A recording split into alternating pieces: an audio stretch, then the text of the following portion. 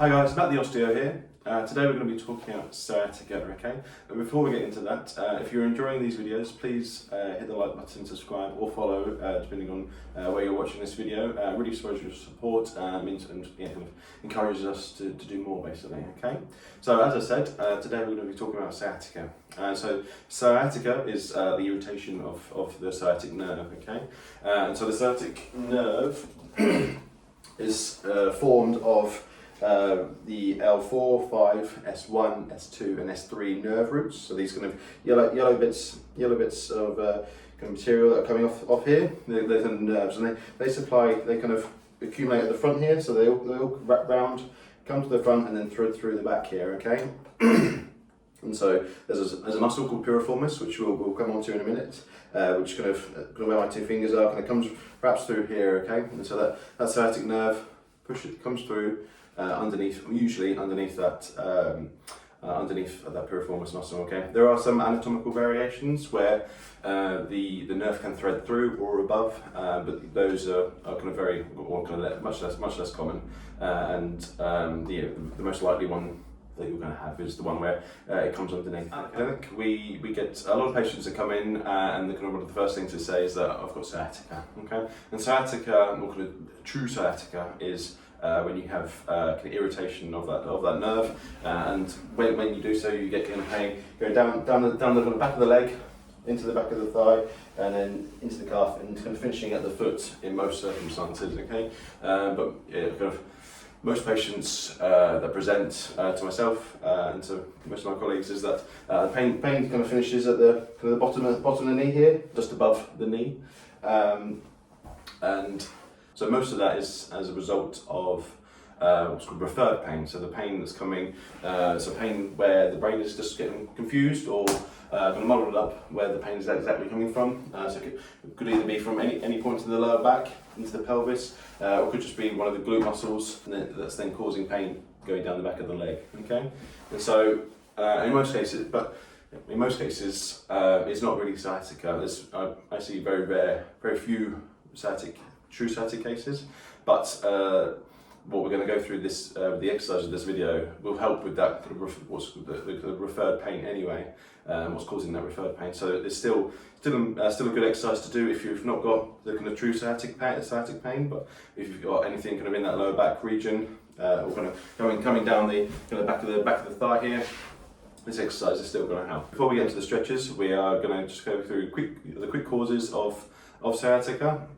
Or sciatic pain, and so the top one, number one, is disc bulge. Okay, so that's where the disc is kind of so the outside of the disc is it's kind of pushed out. It's then pushing on one of these nerve roots. Okay, so if that comes into contact with one of those nerve roots that we spoke about, so the L4, L5, S1, S2, S3, and that can then send pain down that leg, depending on which nerve is hit, basically. Okay, and yeah, when you get a disc bulge, you get kind of a local compression or chemical compression or chemical reaction, which can irritate the nerve in various different ways, and can cause pain, cause weakness, and kind of pins and needles as well. So a few other things around the spine is that you also get something called sclerosis of the foramina. So basically, the little holes in between where the nerves come out. If you get kind of a bony kind of spurs, bony build up, which is usually more common as you get a little older, they can start irritating these nerves. And if that space gets smaller and smaller, that nerve becomes more and more compressed over time. Okay. The other cause of sciatic pain is Piriformis Syndrome, which is one of the more common one that you've kind of heard of, and that's usually, so as I said, this muscle that kind of comes through here. It's where that muscle becomes inflamed, irritated, tight, as a result of numerous other things, which we'll explore another point. Where this muscle starts compressing on that nerve as it threads out the back through here. Okay, and so this is the one that this stretch is going to mainly concentrate on and strengthen. But if you have any of the other two, so the disc bulge or the kind of spinal narrowing, the piriformis often gets involved as a result of that anyway, as a kind of a stabilizer, or to restrict that movement in there to stop that irritation. And again, we need to encourage strength in these muscles and to allow them to become flexible, so the body can then kind of continue functioning normally, basically. So the piriformis often gets tight as a kind of protective mechanism because there's something else going wrong, or something else that's not quite working properly. Okay, so we'll put this to one side. And we'll have a look at the stretches. The stretching exercise that we're going to go through today is called the 90-90 exercise. Okay, so what we're going to go through is, I'll show you a couple of variations. So we're going to kind of set ourselves up so your kind of leg in front of you is coming out straight in front, and then 90 degrees across. So that's your first 90. Your other 90 is coming out straight to your side, and then the back leg is coming back here through here, okay? And so this is your first challenge, really, and people often feel kind of tightness in here, sometimes cramp in here, and possibly a bit of tightness through the kind of inside of the groin here as well. And so this is your kind of first challenge, really. If you're finding this difficult, just sit in this position a couple of minutes at a time throughout the day. This helps. This is working on both hips at the same time. So this is working on external rotation, and then this one on internal rotation, so the leg is turning internally to inside.